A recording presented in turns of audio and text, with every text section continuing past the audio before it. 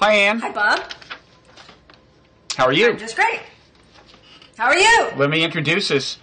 I'm fine. I'm also Robert Wright of Blogging Heads TV, and you're Ann Althouse, famous. And I'm in Madison, Wisconsin, and an exotic blogger. Where are you these days? Are you in California or are you in New Jersey? I'm in New Jersey, the Garden State, where, Chris Christie's governor. You've heard of him. I lived in New Jersey for 5 years. I went to high school in New Jersey, so I know New Jersey. Where in New Jersey? Wayne, New Jersey. There's a Wayne, New Jersey? There's a Wayne, Pennsylvania, Wayne, New Jersey. where David Brooks grew up. Wayne. Anthony Wayne. I went to Anthony Wayne High School. Matt Anthony Wayne Junior High School was called Anthony Wayne. He was a Revolutionary War character. That's something I couldn't have told you before this conversation, and perhaps will not remember after it, but I'm happy to know it for the time being, Ann. So what do you think of this David Letterman thing? It's not too late to talk about David Letterman, right? Well, I think it was too late for him to have been on for the last 10 years or so, it's never too late. Are you going to bring some negative vibes into this? So are you not a Letterman fan, or are you a Letterman fan who wished that he had left in his prime? I was just blogging about this today. It's fine with me if he stayed on. I just stopped watching myself sometime after 9/11, I guess. I remember him coming back after the 9/11 attacks, and the way he handled that was very impressive. But somewhere along the line in the last 10 or so years, I stopped watching, so I'm not really knowledgeable about what he did with that time. I was reading something somebody wrote in the New York Post today about how, he became more like a normal talk show where he was entertaining various celebrities who came on with their packaged anecdotes, and it was all just American talk show, what you expect American talk shows to be. But there was a time when it was truly extraordinary. And I think when he did his last show this week, there were some montages that showed what he was years ago. And that stuff was wonderful. I don't think that was going on recently, but I loved that stuff. I mean, we were big devotees of the show in the 90s especially. I used to watch it with my sons when they were teenagers, and we just idolized him. We thought that was just great. But I think it did change over the years. Yeah, I think young people may not realize how kind of innovative he was when he showed up. And not just, I was watching him in the 80s, the mid, even maybe early-ish 80s, when I was in my 20s.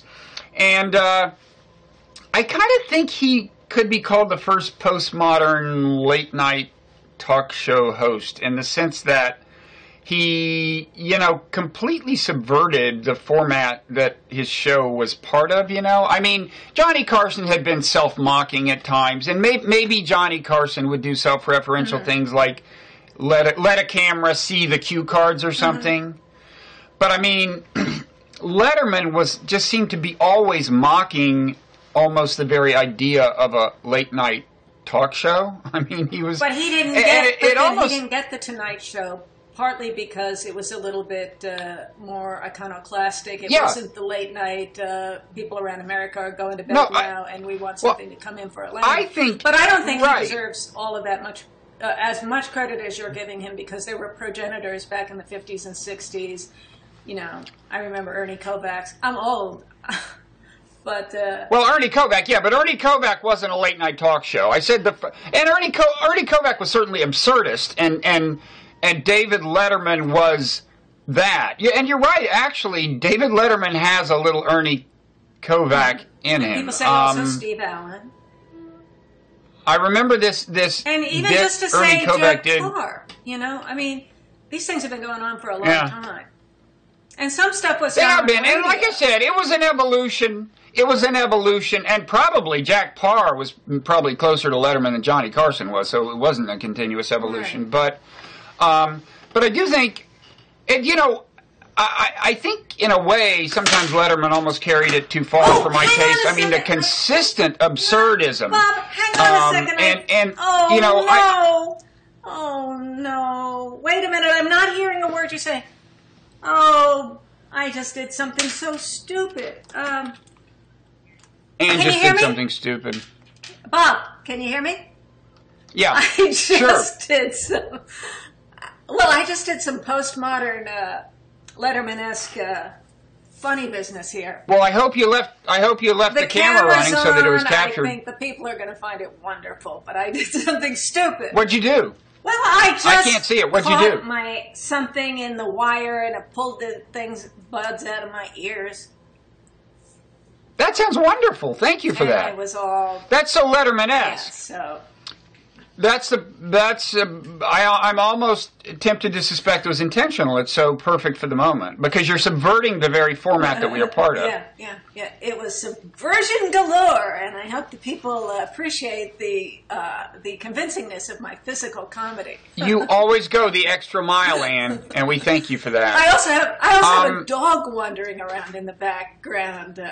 So if you can keep the wide that's angle, classic blogging heads. I've got my neighbor's dog Zeus here trying to. He's what is it called? Photobombing. He's photobombing me.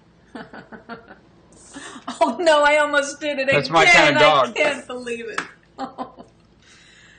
I know. And you're zany. I wave my hands around and I just am catching the wire of the earbuds. So I need to take some precautions here. This is maybe you're actually a Bluetooth kind of gal, and it's time you reckoned with that, Anne. You know, if you're really prone to hand gestures, I think that's the technology for you. You know, I had one of them for a while, and I just couldn't get the hang of it. I like the wires so I can see where things are connected. Yeah. Here's my question: Did David Letterman's absurdism border on nihilism? I mean, was anything sacred? I wish, or was anything? Did he? I wish I had seen the 9/11 thing he did. I never did because I assume he was actually earnest. And if he was earnest during that may be the only time he's ever been earnest on his show, with the possible exception of when he was admitting his sexual indiscretions. Well, one thing he did, and that doesn't count, was he came back on the show. Obviously, TV had been taken over. It was full-time news for I don't know how many days. But when he came back, he said, I'm going to need to talk through this. The only way I'm going to be able to do this show again is by just talking. And he goes on for maybe 5 minutes, just talking his way through it. And it really does seem like he's speaking from the heart and like it's real. And it's sort of like, how can you do comedy now? Will we never laugh again? Yeah. Well, I should go look that up. Yeah, it was really good because it was something real. So I don't think it's nihilism at all. I think something that's very valuable on television or on radio is just having someone who feels like a real person, who seems to be speaking from their mind as they think, to actually hear human thought in words. Yeah. But he was almost never doing that. Everything was a joke. I mean, even on the final show, when he said thank you to all the stars who did the top 10 thing for him, when he said, I thank them for the time and so on, it's just hard to take him seriously because he delivered it in the exact same kind of dry, detached, seemingly ironic manner in which he delivered everything else. And if you watched when he hugged them, the guy cannot hug. And look, I am on his side. I'm not a hugger. Okay, fine. But he hugged the women. Did he hug? But not the men. Well, yes. We commented on that at my house. Oh, is that right? Well, it's. So but, anyway, I think this connects to something we were talking about the last time I spoke to you, which I think was in February. The Midwest. He comes from Indiana. My husband is from Indiana. Right. There's this Midwestern demeanor, and you were saying Johnny Carson is from. I guess Nebraska. That's not as much Midwest. Nebraska. But somebody else was from India, and that there's a certain style of speech Tom Brokaw's from that might sound a little phony or superficial, but there's a humor in it that works well on TV because it's the whole inviting the person into your living room, maybe even into your bedroom, into your bed late at night as you're trying to go to sleep. There's a certain familiarity with that, a certain kind of modesty that makes you able to do that with somebody. And when he was doing his final show, when he thanked his mother, and then he said, when he first invited her to be on the show, she said, you have a show. Not sarcastic. See, I'm making it sarcastic a little bit because I'm from the East, but she said, you have a show in this Indiana tone. And my husband, who's from Indiana, said he got his humor from his mother. He got all of that from his mother. So that style of speech that you might think is innovative, some of it is just a repurposing of Indiana. Yeah, well, it's dry humor, too, which is kind of Midwestern, and which is my own heritage, and maybe is one reason I liked him. But it's ultra dry, and it's pervasively dry, and it's, it's fine. But, one funny thing is that, did you read the New York Times interview with him that came out about a week ago? It turns out that he was really deeply disappointed and self-critical about the fact that he did not in the end beat Jay Leno in the ratings. And I thought that was strange because my take on that was always, well, of course he can't beat Jay Leno because his humor is more sophisticated. It's going to have a smaller audience. But he doesn't seem to have seen it that way. And that kind of surprised me. Well, TV, people who are in TV and who are successful, I think they do care about it as a business and they care about the ratings. And I think he was disappointed that he didn't get The Tonight Show. And then it was a head-to-head. People were talking about it a lot. And for a while, he was ahead. And then I can't remember what it was, but there was one thing that turned it around. And I think it was the O.J. Simpson trial that no, it was a different. Leno, I think it was a different thing. Leno was doing the hijinks. He had the dancing Itos. You remember that, the Judge Ito, and Leno made it all into a joke. And I remember one day, and Letterman did not. And one day on Letterman, Howard Stern was the guest, and he came in wearing an O.J. Simpson T-shirt and started lecturing David about how he was doing it all wrong, that you had to do the O.J. Simpson jokes. And Letterman said, he didn't think that these murders, he didn't think that was appropriate subject matter for jokes. Stern told him he was all wrong, and actually the ratings flipped at that point, and then they never went back. I think that's a true statement of what happened with the ratings, that Letterman was ahead, and that it was Leno doing the postmodern, edgy thing that turned it around. Well, edgy by itself is not postmodern, I don't think, and irreverent is not postmodern, and certainly tabloid isn't postmodern. But I think it speaks highly of it. The judges, like multiple Judge Itos dancing, and that was very absurd. Yeah. So that's okay. That's pretty absurdist for Leno. Yeah, in fact, I doubt he thought that up. It's so absurdist. I remember Judge Ito now. It's all coming back. So, anyway, the era has passed, and Stephen Colbert will show up. I don't understand why he's not showing up right away, like why they're leaving this gap. But when is he starting? I guess September. Oh, so what are we going to... Why didn't they make it seamless the way they usually do? I guess they think people don't watch TV in the summer. Maybe. It's rerun time. Maybe they'll rerun the best of Letterman. And while we're excited about Letterman, we'll see some of his great old shows. Yeah. And then you had a thought about the Bob Dylan appearance the night before? Oh, yeah. What did you think about Bob Dylan? I thought that was strange. I had this real sense that everybody's getting really old. I mean, I love Bob Dylan. Yeah. Bob Dylan was extremely important to me in the 60s, but I've gone to Bob Dylan shows in the last few years. I've, in fact, traveled to cities, like I've gone to Missoula and Fargo, North Dakota, to see Bob Dylan in concert. So I'm very familiar with what Bob Dylan does now. But I don't know how well that worked on TV, especially with Bob Dylan coming on and doing one of his cover songs, a song that he didn't do, and Letterman introduced him as the greatest songwriter of the 20th century or something like that. But the song, the lyric was The Night We Called It a Day. But the lyric was appropriate, right? The lyric was appropriate. Right, the night... Yes. And then when David came over to him, Dylan just had this sort of grumpy expression on his face and then sort of wandered off, which could seem like old Dylan style, don't you think... but at the same time, it could also be just like a confused old man style, because he is now very old. I think he became mentally, well, I don't want to say dysfunctional, but there's something not totally right with that guy's brain. I'm sorry. Bob Dylan? And I do... Yeah. Okay, well, I'm very interested in what Bob Dylan is doing with the Endless Tour. What does he think he's doing? What is that all about? I don't know. Refusing to acknowledge reality, which is something it has in common with his continuing to dye his hair. I mean, that's getting pretty ridiculous. He looks like Muammar Gaddafi in his final days. I thought he looked like Phil Spector. It looked like one of the Phil Spector wigs. Back when Phil Spector... Yeah, it's bad. I mean, don't you think he would genuinely look better with gray hair? You know, because otherwise it's like, what's the facial disease you have? If your hair is truly black. What's with the sort of semi-military jackets? And what's with that hat? What is he doing? He must know what he's doing. I don't know. He's often worn hats. I think it's I've come up with many theories about it. Why does he keep traveling like it? Why is that what life is to him? I mean, I think there's a sort of a modesty about what he's doing. You know, he's not doing these grand concerts. He just keeps traveling from place to place. It's strange.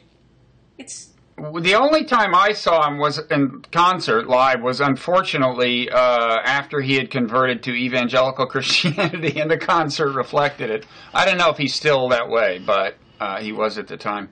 I saw Letterman in person, by the way. When I lived in New York, I went to the show. I was in the audience. This is in the 80s. I had never gone to any TV show and sat in the studio audience. That's something That was the only time I've ever done that. Only time I've ever done it. And there was this weird act, and it was like the world's oldest dancer. This woman was, I don't know, maybe in her 80s or 90s, and she had this young male partner who would like put her above his head and spin her around and stuff.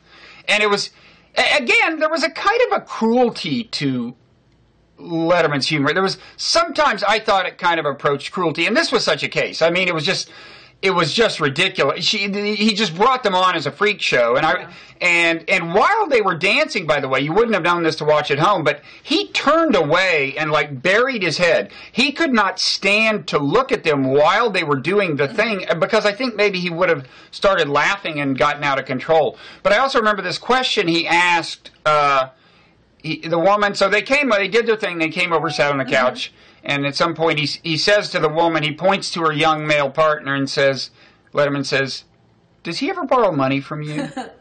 And, you know, that was so, I mean, well, it was kind of mean, but it was edgy and funny in a way that Leno wouldn't have kind of replicated, probably. Anyway, these are my reminiscences of David Letterman. Can I just try to understand that joke? Were you saying that it was as if the woman was a piggy bank and he was trying to shake the coins out of her? Yeah, it's as if, what Letterman was saying was, hey, are you this, like, old woman approaching dementia being exploited by this young guy? Does he ever borrow money from you? It's like what is this guy? Or to flip it around, it's like, what is this guy doing with this woman? You know, this guy is in the prime of his life, and he's spending his time, you know, spinning a 90-year-old woman around in the air. So you're not buying not buying my interpretation of the joke that she was like. Wait, what's your interpretation? And he was trying to shake the coins out of her. Oh, I get it. You're turning the dancing into a metaphor, into a. Yeah. The joke, as I see it, is consistent with your metaphor, and your metaphor, if indeed that was on David Letterman's mind, would underscore the depths, the hidden depths of his humor. Well, and it would also drive out it would smoke out some of the misogyny. There's a sort of feminist angle to thinking about it that way, what all was going on there. We could do feminist. Yeah. It's a very male-oriented show, very male-oriented mentality for the most part. Well, as are many all the talk shows, hosted. And you know, they never have a woman to do the new host is never a woman. No, so who do we have in the female? So we have Ellen DeGeneres, Daytime. Oprah, and who else is? Daytime versus nighttime. Women are okay during the day, but late at night you can't be having a woman trying Tina Fey. Tina Fey would have been good. Would she? I thought that her last appearance where she took off her clothes was cringeworthy. I just saw the picture and I thought it was an odd thing to do. It went on for a long time. It struck me as something. I mean, you know, stripping off her clothes. I mean, she had underwear on underneath, and the joke was all of the Spanx and gear that women wear under their clothes. The actresses in their tight dresses, they actually have a lot of foundation garments on. It's sort of interesting, but, you know, once she took her clothes up, they should have cut to commercial within about 2 seconds, but it went on, and she was just exposed there for the longest time. It made me very uncomfortable. I don't know why that sort of thing goes on. So, what else? There's ISIS, women. there's bikers, Well, we're talking about women, so there's Hillary. Oh. Okay. Oh, Hillary. Yes, I remember Hillary. I see the segue as women. If there's only one woman, why is it never a woman president? And there's only one on this side apparently, unless you count Bernie Sanders. Should we diminish him? And there are many on the other side. I envy the Republicans. O'Malley. I don't know if you remember this, Bob, but in our last Blogging Heads, I brought up Michael O'Malley, and you didn't even know who he was. Who? Yeah, I know. I have since seen him on TV, and he is so bad. He is so bad. Mm-hmm. I mean, he just looks completely false and fake and scripted. Also, he horrible. Came out of Baltimore, and Baltimore's having its troubles right now, so it's not a good time to present yourself as, I fixed Baltimore. I'll do the same for America. No, he did not. He does not seem to have fixed Baltimore. Whereas Scott Walker, your favorite governor, he can say he fixed Wisconsin. Is that the idea? Oh, he's still trying to fix it, and some people think he's ruining it. But Walker, we'll see what happens. I think the interesting thing here is that there's so many Republicans, and there's only one Democrat to speak of, and I think that that's a huge problem for the Democrats. They have everything is pinned on this woman who's standing in the way of anyone else developing and coming to the fore, and there are all these problems with her. It's totally crazy. What are you thinking about that? I mean, I think some of the pro-Democrat commentators are trying to make fun of the Republicans just on the ground that there's so many of them, like saying the Republican clown car is an expression I keep seeing. It seems to me that it's good to have a deep bench and to have a lot of people who are in the running, and then to have a lot of targets, so the Democrats don't know really who to attack or how. Meanwhile, so the real problem is that the Democrats only have one person. How is she going to hold up all this time? Well, the Democrats don't need to attack the Republicans yet. And in fact, it's kind of good for the Republicans for the Democrats to let the Republicans attack each other, because then they'll pull each other further to the right. They're not really attacking each other. If you look at what they're doing, they're not attacking each other. No, they will. The debates haven't started. They will. Well, especially when it gets down, when the first few get weaned out. Who will be the first ones to fall away? Well, I don't know. I think Jeb is having his problems. Yeah, but he'll stick around for a while. There was a piece in I think the Post today. Say something in the Ted Aiken category. Somebody's going to say something wrong, and everyone can jump all over. Is it in the Democrats' interest to pick off Republicans and thin the field for them by finding the weakest ones and getting rid of them, or should the Democrats try to figure out who the strongest one actually would be and do something to get rid of him first? I was just reading an article in the New York Times about how the Democrats are so afraid of Marco Rubio. So maybe let's put our efforts into finding out what's wrong with something we can use to take down Rubio. I wonder about that analysis. I mean, I worry about Rubio. He's apparently the neoconiest of the neocons, and so I worry about him. But I'm not sure I didn't read the piece, but according to the headline, the concern was that he's young and of Hispanic heritage. But I think there may be a lack of subtlety in that analysis. I mean, he's of Cuban heritage, and I think it would be a mistake to assume that the Latino vote is a single ethnic bloc. As always with ethnic groups, the more closely you look, the more you see little tensions and divisions. And, most Latinos in the United States are not of Cuban ancestry. And it isn't just that, they're different from Cubans. It's that the whole Cuban story in America is very different from, the Mexican, the Guatemalan story in America. Trying to attack him on that ground, you can get into some trouble. You can say, "Oh, he's not the right." I'm not saying. No. You're missing my point. I'm not. No. And let me be clear. I'm not saying you attack him. I'm saying the assumption of that article that Latinos are going to flock in mass to him because he's Cuban, mm-hmm. is probably attributes too much homogeneity of thought and identity to the Latino population. You remember back when Obama was first running, there was a line on him that he wasn't the right kind of black. He wasn't black enough. He wasn't a real American. He wasn't of a slave heritage and so forth. Right. A lot of effort was put into that, and Hillary had supporters, including some prominent black supporters, who were trying to attack Obama on the he's not the right kind of black person. Look how that went. Yeah, that did not succeed. So the effort to drive the wedge could bring people together. Also, the Hispanic if somebody tries to drive it, getting, 5% of it isn't, especially in Florida. You have to think of the Electoral College too, right? Because it's not just anybody from Florida has that. And swinging Florida, where there are a lot of Cubans, obviously can determine the election, as we've seen before. Yeah, well, of course, Jeb has both his own Florida connection and his own Latino, in theory, appeal, right? He's got a Latino wife. He speaks Spanish, doesn't he? Well, let's hear him really try. But does he really speak Spanish? No, I think he does. I don't know. I know didn't he register to vote as Hispanic once, or didn't he fill out Hispanic as his ethnicity once? A brief moment of confusion, yes. But also, how much do you think a person should be doing? My spouse counts as part of what I am. So, give me some ethnic bonus. Well, I don't think you want to say it. I don't think you want to say it. You want to say it, but you want it to be there for people to do with as they please. I think it could help.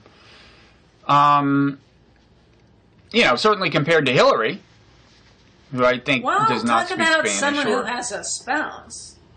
I think Hillary should be peppered with questions about what went on during the Clinton administration. Defense of Marriage Act, all manner of things like that, or failure to go after Al-Qaeda. I think she should be. I think she should peppered with questions. Maybe she'll call those questions sexist by assuming that, she stands by her man, which she's already explicitly said she does not do. She doesn't bake chocolate chip cookies and stand by her man. Well, I think she was, as you may recall. How significant of an advisor and a participant was she in the Clinton administration, and how significant is he supposed to be if she's elected? All these. He seems to be a problem, and this foundation thing has become a huge problem. And the funny thing is, but even like a bigger problem than it should be. What's funny is the latest controversy is Bill and Hillary, and I think even Chelsea, had received big speaking fees that went to the foundation. What's funny is, and that didn't need to be reported because they were revenue for the foundation and not donations to the foundation. So so they were able to cloak the identity of certain donors to the foundation by having it be not really a donation but a fee for the speech, and then it went to the foundation. But here's my question. Would it be better if the money had gone directly to them rather than to the foundation, which they could have done? Was money at the time, they probably thought they were like avoiding scandal by not personally taking the special interest money. But they did that too. So they did get income to themselves that way, and then they got income to the foundation that way, and it looks like the way they decided which went which way, or my question would be, it looks like what they put in the category of revenue for the foundation were the names they didn't want to disclose. And so in the end, they might be able to legalistically explain that they didn't really violate any rules, but it all looks just very devious and legalistic.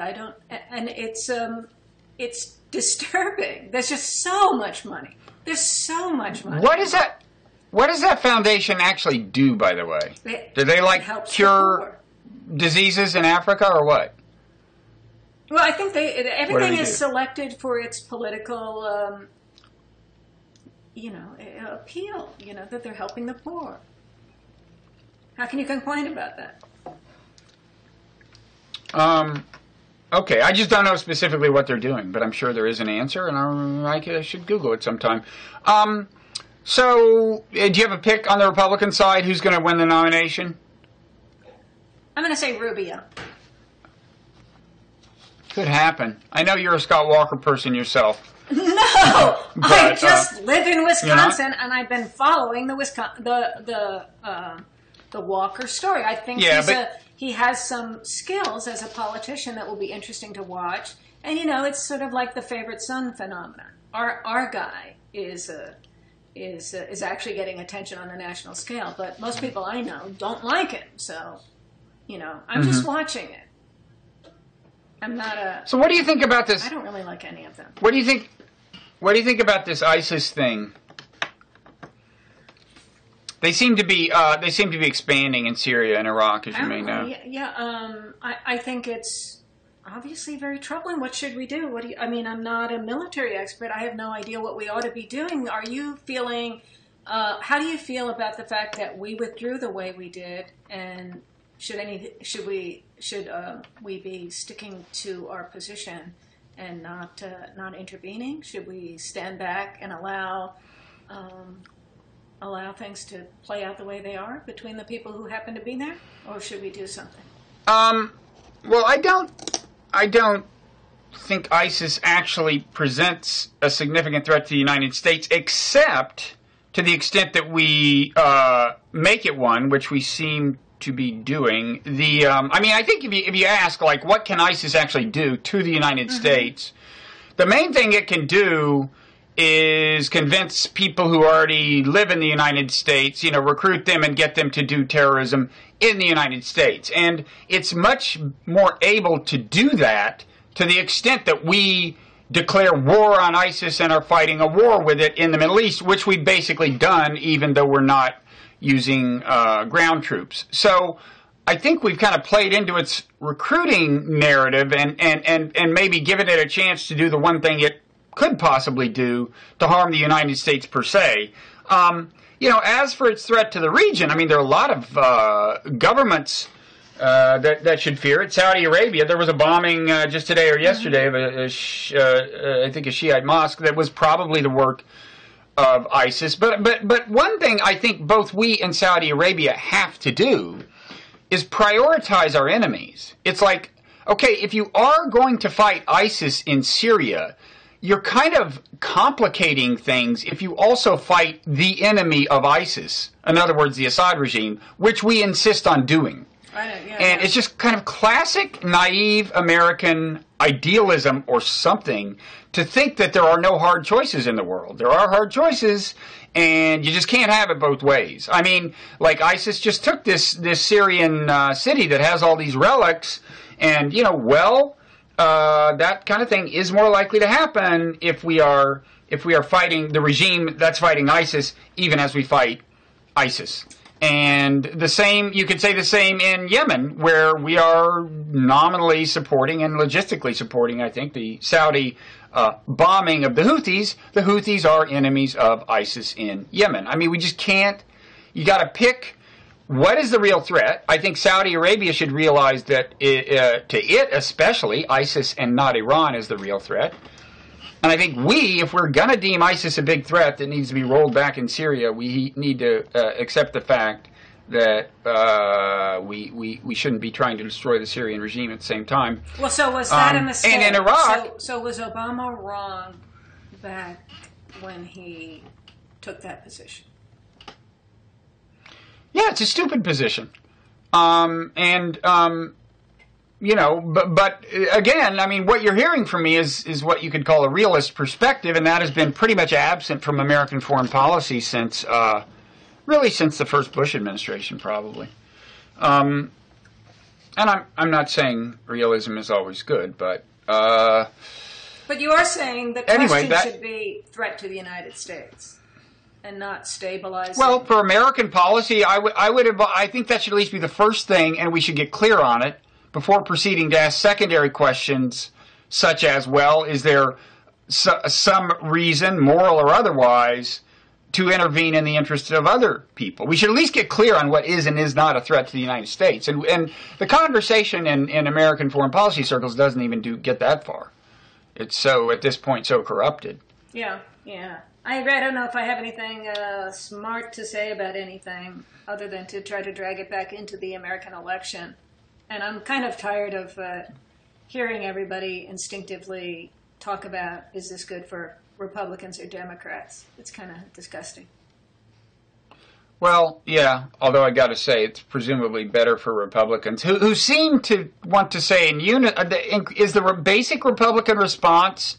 Well, first of all, it's to blame Obama for leaving Iraq too soon and giving birth to ISIS. Well, did you see that Charles Krauthammer and I think it's the Washington Post today saying, we've heard the candidates being asked over and over, would you have gone into Iraq knowing what we know now, or if you knew what we knew then and you know what we know now, these elaborate hypotheticals, but that the real question should be going back to when Obama we were in a position of victory, and the question was preserving it. At that point, when you enter,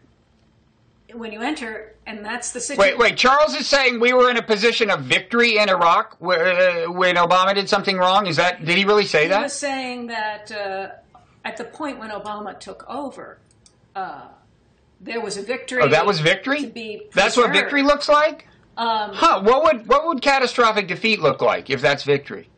Here's Krauthammer, I actually have it. Bush bequeathed to Obama a success. By whose measure? By Obama's. As Obama told the troops at Fort Bragg on December 14, 2011, we are leaving behind a sovereign, stable, and self-reliant Iraq with a representative government that was elected by the people. This was, said the president, a moment of success. And then Krauthammer says, which Obama proceeded to fully squander. And so Krauthammer is recommending that the question that should be asked, like ask Hillary Clinton, we know you think the invasion of 2003 was a mistake, but what about the abandonment of 2011? Was that not a mistake? Okay, so I'm seeing that repositioning of the political question on Iraq. Well, a couple of things. First of all, presidents utter all kinds of bullshit when addressing people, including the kind of thing Obama said. In retrospect, it is certainly not clear that was at that point a state with internal, structural integrity that unless you screw it up is going to be fine. The other thing is, by the way, when we left, the Iraqis were demanding that we leave. Mm-hmm. They refused. They did not give us a status of status of forces agreement. So they told us to leave. Now, I know Charles is in favor of not paying any attention to the actual wishes of the countries we occupy. But a lot of people. The answer to the question is, it was a mistake to leave, but it was a mistake made by the Iraqis. They made us leave, and so that's what we did. Is that the answer to the question? What about the abandonment of I don't even accept the premise that it was a mistake to leave. I think the invasion of Iraq created just an irretrievable mess. And I don't think anybody knows what it would have been a good idea to do. So it is pretty safe to say ISIS would not exist had George Bush, with the support of Charles Krauthammer and the other neocons, chosen to invade Iraq. Okay, that's why we have ISIS today. People can, and that's pretty safe to say. Now, people can speculate all they want about whether there are these Hail Mary passes you could have thrown to salvage the situation at some point. But I think the reason Charles quoted Obama saying, hey, things are fine in Iraq at this moment, is because even Charles Krauthammer in his heart does not believe that. He's not stupid. So it was great for him to quote some presidential speech that even the president didn't believe as he was uttering, but that is that's no way of establishing that things were actually solid at that point. They weren't. Right. But I guess what I would think is that at any given point when you become president, you deal with the reality that exists at that point, and what do you do with that? So what do you do now? You can't just say, well, if only Bush hadn't done X in whatever year, 03. What we know, one empirical fact is that having American troops in Middle Eastern countries, if there's anything the last 15 years tells us, it's that doesn't make things better. Okay. But that was already for that matter, non-ground interventions like Libya. Every military intervention, and there have been a number of them, of the last 15 years have been unmitigated disasters. So the lesson I take away from that is actually not that we need to leave more troops in more countries. Mm-hmm. No, that's not the lesson. Now, I don't know, what exactly you could have done, but there were deep structural problems with Iraq that the continued presence of some American troops by itself would not have solved. And we know there were lots of downsides to the continued presence of American troops. So I don't know. But Bush and Charles Krauthammer and the rest of them created this disaster, and they can speculate all they want about how somebody could have magically solved an immense problem that they created But the take-home lesson should be never listen to these people again. And yet, to get back to the Republican presidential candidates, all of them are listening to the neocons. Even Rand Paul. Everyone is talking like a neocon. I mean, there's a few. I don't know what Carly Fiorino is saying, but by and large, they're all listening to the people who screwed up the world. And Charles is certainly central among those who screwed up the world. All right, well, that was my question. I'm not going to argue with you about that. I don't really know. It seems to me, I voted for Obama, and I voted for him because I thought it would be healthy for the country, for the other party to have to look at the problem of what had happened and to take ownership of it and do something. So Obama entered at the point when he entered, and I feel entitled, and I feel that it's necessary to judge what he did with what was given to him. You can say, well, he was given crap to have to deal with. That's unfortunate. But still, we judge each president by what he did as he came in. And as a new person, such as Hillary, offers to take over, we're entitled and obligated to question her about what she'll do with it. To just go back to the point where you think the worst problems were introduced, I don't accept that as the answer to the question, what would you do now? Well, okay. Well, I've also said that there are things that I think Obama should do differently. And let me put this a slightly different way when I say he should have a more realist approach to foreign policy. In the case of Syria, his mistake was saying Assad must go. Because once you stick with that line, there's no way you'll get a negotiated solution involving the Assad regime. It might have been conceivable at some point to back 80,000 deaths or so ago to actually get a deal where Assad hangs on to part of the country but not all of the country. That would have been conceivable. But every time we started to sit down, we'd say, by the way, you can't, you cannot be part of the regime at the end, and there's no way he's going to talk in those terms. And similarly, in Iraq, if we are going to do what we're doing and bomb ISIS, we're going to have to accept the fact that that's a de facto alliance with Iran, because Iran supports some of the militias who are on our side. And there probably should be more tactical coordination than there is. But again, I mean, who is making all of this hard? The neocons, and in some cases the liberal interventionists, who are trying to keep us from doing the most obviously pragmatic things. So I have criticisms of Obama's policy. He's caved into the neocons way too much on these points. And again, it's like the liberal interventionists and are sometimes on the same page. Because they can get very moralistic themselves. But I have my criticisms of Obama's policy. I'm not here to defend his foreign policy. I think it's been by and large bad. Well, that's all very sad. Do we have another topic? Something. It would be nice if we had a pick-me-up. Uplifting. Anything? Something more uplifting. I mean, I was going to do my. There were the Waco bikers all killing each other. There's the Waco That's bikers. Kind of depressing. We were talking about beforehand about the Columbia student with the mattress project. That is also kind of a dark topic. And I guess on the. I'll say the one that I mentioned. That you and Mickey were talking about blogging and the future of blogging, and we began with the subject of Letterman. And sometimes I think, when will it all end? Sort of the death of blogging, the death of vlogging. How's the blogging heads going, and what's the future here? Blogging or blogging heads? Well, I'm thinking about blogging, but maybe you're thinking about blogging. Isn't blogging heads sort of? I'm always thinking about blogging heads. Well, you should tell us, how is your blog going and how is blogging going? Because, of course, supposedly, we entered the post-blog era years ago. Ben Smith wrote, before he went to BuzzFeed, wrote some piece in Politico, I think, about how the era of blogging was over. The conventional wisdom is Twitter killed the blog. No,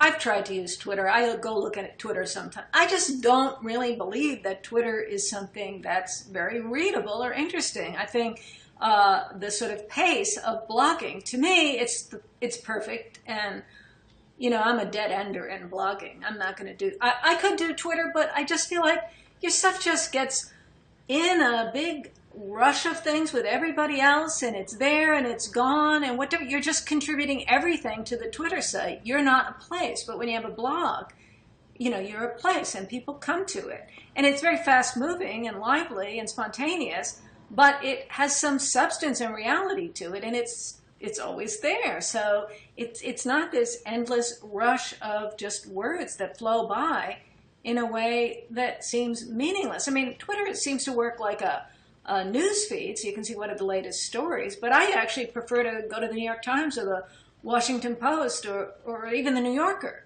to see what are people talking about now. To me, Twitter just seems like a ticker tape. And to look for it as a way to find people saying anything amusing or interesting, I don't see that. I just see it as very abbreviated and dull. So I don't believe in the dominance of Twitter. I question that. Has anybody really studied that? Is there an empirical study that Twitter has taken over? Or are we just buying the hype? And as far as Ben Smith saying something about BuzzFeed, he had a tremendous financial interest in saying that blogs are over. I've just been for the independent blog, individualistic blog. Well, actually, it works for me. Actually, I think Ben was still a blogger when he said blogging is over. It was before he went to BuzzFeed. But in fact, it's probably why he was hired at BuzzFeed. But as for Twitter, I'd say a couple of things. I do think it's valuable as a way of seeing what journalists and other kind of elites are thinking, and even watching opinion and conventional wisdom take shape in the short term, in reaction to events especially, or in reaction to some big piece of writing that comes out. You can see the social brain processing the information and reaching either a kind of collective conclusion. Do you look at it and do you see it, or are you saying that because that's what you heard it supposedly doing?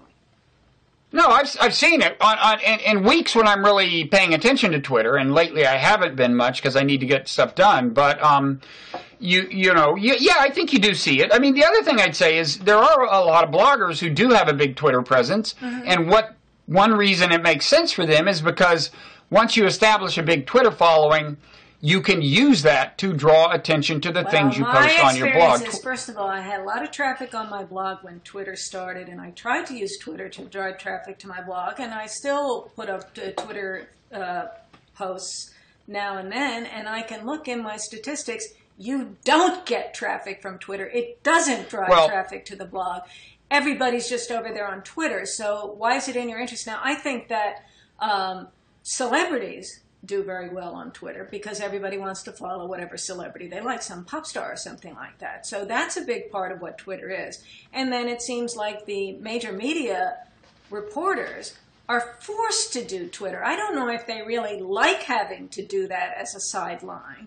I think they're sort of enslaved to Twitter. Everybody believes in Twitter. But I don't believe in Twitter. I question that, and I think people are being a little bamboozled by Twitter. I don't Twitter. I'm calling it Twitter.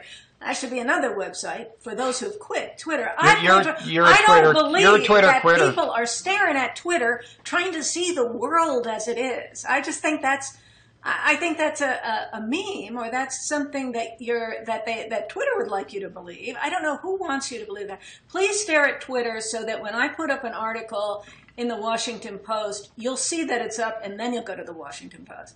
I just go to the Washington Post. Why do I need to see as it flashes by? Yeah, but most people don't. And most people, young people, do not go directly to the Washington Post or anywhere else. They're driven to their reading material by social media. Now, it's true that Facebook drives more traffic. Facebook drives more traffic than Twitter. I believe that about But Twitter drives some. But the main thing Twitter does is create awareness of the writing among elites, among journalists, and that can be important. Because Twitter is the more elite, thing. It's where the journalists are and where, certain other kinds of, whatever you want to call them, thought leaders or something are. Facebook is more of a grassroots thing, so they're different. But the other thing is, it doesn't Bob, work magically. You have to build up a following first. You did such a quick switcheroo from where the young people are to the elite. You know, because you started by saying, well, implying the important thing is where the young people are. The young people are young. Well, but then you abandoned that and switched to saying it's where the elite are. So which is it? What do we care about? Where the young people two are separate or things. where the elite are? I have an answer to that question so effective that even you will be persuaded, Anne. Mm-hmm. What I said about the young people is that they are drawn to the reading material by social media broadly. Mm-hmm. Twitter, Facebook, whatever else, I don't know, Snapchat, Instagram, I don't follow those things, I don't know what they can drive you to. But social media broadly is what young people, and I'm using that term pretty broadly, by and large go to first, and then are driven to places like the Atlantic or Slate or wherever. Now, if you ask what are the different properties of the different social media, it is that Twitter is more like an elite thing, young and old. The young and old people on Twitter tend to be more elite, a little less grassroots. Facebook more grassroots. These are not, airtight generalizations, but there is some statistical validity to them. So they are different things. If you want to get if you want to raise consciousness of your stuff among elites, I would say Twitter. But it doesn't work magically. You have to build up a big following first, and that's hard. It can be hard. I don't know. Did you build up a big following? It takes time. Unless you're like super famous. And of course you are super famous. So I take it back. Well, I feel like to me the reward and the worthwhile time is spent for me on my blog, but I already have my traffic. So I would have seen Twitter as a way to build traffic to the blog. But from what I saw, the dynamic that I saw, I believe that it's a fantasy. It's not happening. People see your thing go by and it's over. Maybe they retweet you. But they don't come to the blog and hang out on the blog. So, as I said, I'm a blogging dead-ender. Blogging is social media, too. Mickey was saying blogging was dead. Mickey had such a great blog back in the days when he was on Slate and so forth. But he was so negative about it, it made me feel bad. It made me a little sad. Well, Mickey has now fused the two, the blogging and the Twitter. Yeah, but I don't think I put up a post about the blogging heads that you did, and the comments that I got on my blog was that they didn't like what he had done, and that it wasn't good, it wasn't working. But I don't know. Blogging heads. I'm nostalgic for the old blogging heads when you and Mickey were blogging heads. That was great back then. In the early O's. There's always room here for Mickey whenever he chooses to have a conversation there was with me or something anyone different. else. When it was you and him back then, there was talk about Letterman and postmodernism and things like that. The interplay that you had with Mickey was different from everything else. It was back in the old days. What do you think? Well, there's a distinctive chemistry. I mean, there's two things. Back then, at the dawn of video dialogue and everything on the web except for print. I mean, this is 2005. Mm-hmm. It was, first of all, more unusual to just hear candid conversation in any kind of mass media because it didn't happen on TV and it wasn't happening much on the internet yet. Now it's happening a lot more. So that's a less. There's less value added in it, in a sense, or it's a less distinctive thing. I mean, and the other thing is Mickey and I just have a certain chemistry, and that some people like and some people don't. But it's certainly distinctive.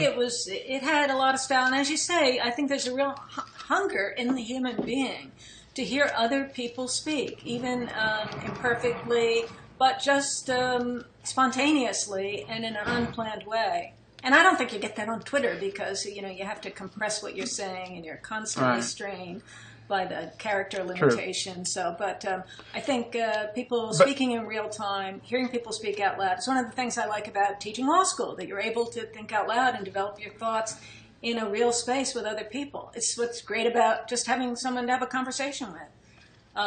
It's sad if there isn't more of that. If social media doesn't give us that. Well, sometimes rich conversation can happen on both Facebook and Twitter, I find. But Twitter, the constraints of Twitter do make it hard, and I certainly hesitate to opine on anything controversial on Twitter because it's so hard to add the necessary nuance. I've done it, but I don't do it that much. A funny thing as far as blogging heads and video dialogue is because video dialogue is now less exotic, I think people are more and more reluctant to kind of sit down and watch it, and perhaps as a result, most of our traffic now is audio podcast downloads. A much larger proportion than 10 years ago is people actually listening to it as they take a walk or whatever. And that makes sense to me, and that's fine with me. I think the video presence is still valuable, but it's only one dimension. I find it very hard to watch anything. I mean, even if I'm just watching news on television, I'll usually be doing something on my iPad at the same time. To actually just watch people speaking, I think that's very hard to do. But right. If you listen to podcasts, or I listen to a lot of audiobooks, you can walk around, or you can clean the house, or you can get something done. So I kind of think there is more future in podcasting. And see, this is why on CNN and ESPN and so on, and this in a way takes us back to the talk show, because in the early days of the Tonight Show, even Carson, and certainly I think back in the Steve Allen days, I think the conversations were a little less scripted and they were allowed to go on for longer. And then increasingly they became prepackaged and like tightly structured because it became harder and harder to hold people's attention. And on CNN and ESPN, it's the reason they're always ginning up these like highly energetic debates. And on ESPN, it's pathetic. I mean, it's like, they're always yelling. They're just endless yelling. Yeah. It's like, why? I'll come into the room and be like, but you why have are they yelling? What are they yelling about? Because you can't hold people's attention you can't hold enough people's attention for their purposes with an actual conversation. And that's the sad truth. Well, in my view, there's nothing better than conversation. Well, this is why I started yelling when we were talking about Iraq and ISIS and stuff. I knew we needed to juice up the ratings a little. I actually have no strongly felt opinions on that subject. That was just, that was all for show. That was for the ratings. I don't think people are going to find it very entertaining. It's just sad. Oh. It's just really sad. I'll take sadness as a motivation for watching me. That's okay. I make you sad? Well, where else can you go to? It's just it feels so hopeless. The Middle East has just felt so hopeless for so long. For all I want. Don't get me started. It's depressing. See now, it's all and the presidential race is so depressing. Yeah, there's nothing. It's so depressing. Say, yeah. There's not a candidate on either side that I can get excited about. It's just so depressing. Well, then that's what I want to say about blogging is, sometimes I think, when will I ever stop? And then when I look at just the regular way news articles come up and I feel like, oh, now I have to blog another presidential election. I did the 2004 election. I did the 2008 election. I did the 2012 election. And it's like month after month after month, these same characters, as they're systematically eliminated, goes on and on. Am I going to do it for a fourth time? With this cast of characters, I have to be interested in Hillary Clinton day after day for years? That's just not sustainable. That's just terrible. So is this election, will this election drive you into retirement? It's just making me focus. Well, I only blog things that I'm interested in. So I have to be like, don't think you need to be interested in something if you're not interested in it. I'm not going to be interested in it just because it's the presidential election. It'll go on without me. I don't need to monitor it day by day. I'm a little tired of that, especially with this cast. It'll get better. Some people might. It'll get better when I think Rand Paul is interesting to watch. I don't know if I want to be president. But he's kind of caved on foreign policy though. So I don't think he actually has the strong convictions of his father. I really don't. I think Rand Paul is.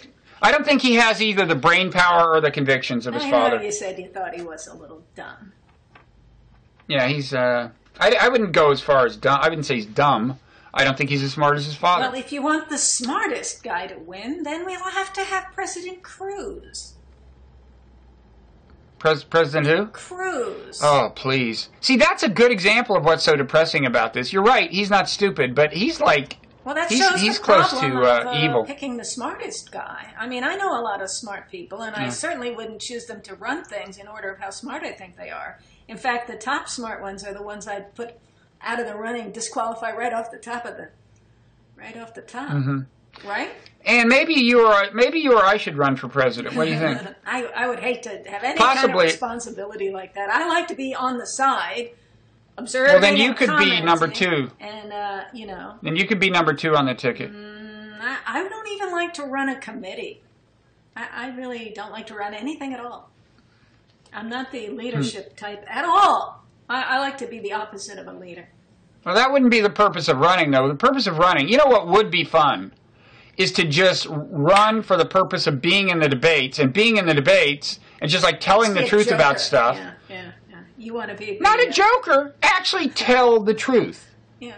Well, that's like Ron Paul. That would be great. I should do a Kickstarter thing, like, and my project would be becoming president of the United States.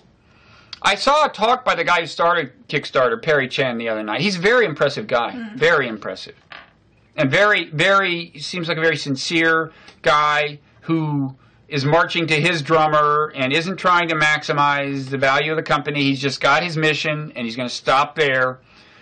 Kind of reminds me of Blogging Heads, except that everyone's heard of it. So is Blogging Heads going to go on forever? Well, it will pursue its mission, and if that's consistent with going on forever, then it'll do that. And if it's not consistent with going on forever, then it won't do that. But originally, when it was you and Mickey, I didn't think it had a mission at all. It was missionlessness that was so charming. Well, even there, I think, telling the truth. I think it was an unusually candid conversation back in those days, especially. Yeah. But before the internet had brought so many conversations to life. And it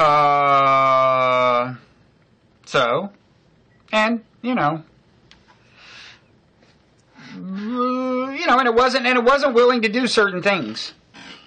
Wasn't willing to degrade and debase the conversation for the sake of ratings. Why the silence, Ian? We've gone an hour, and I'm starting to get a little mawkish, reminiscing about Mickey. We're having a conversation about conversations, and at some point, every conversation must end. It's sort of like at a party when you're the only one talking, and the other people are all getting sleepy, and it's sort of like, well, it's time to go home. Yeah, I can tell. When there's no one listening, it's time to go home. So we're having conversation about conversation. It's meta. Now we're going to have an end of conversation about the end of the conversation. Now we're ending the end of the conversation about ending the conversation. Okay. Which began. We're totally meta. Our original topic was whether David Letterman had gone on too long, and I think at this point, everybody watching this, Bob, if anybody is left, they all think we've gone on too long. But the other connection was that he was very self-referential. And that's postmodernist, and so we're being and in the sense not just of explicit reference to himself, but always referring to the form, the talk show form, implicitly or explicitly. And now we have gotten to that point. We're having a conversation about a conversation, and an end of conversation about an end of conversation. So yeah, I think it's time we stopped.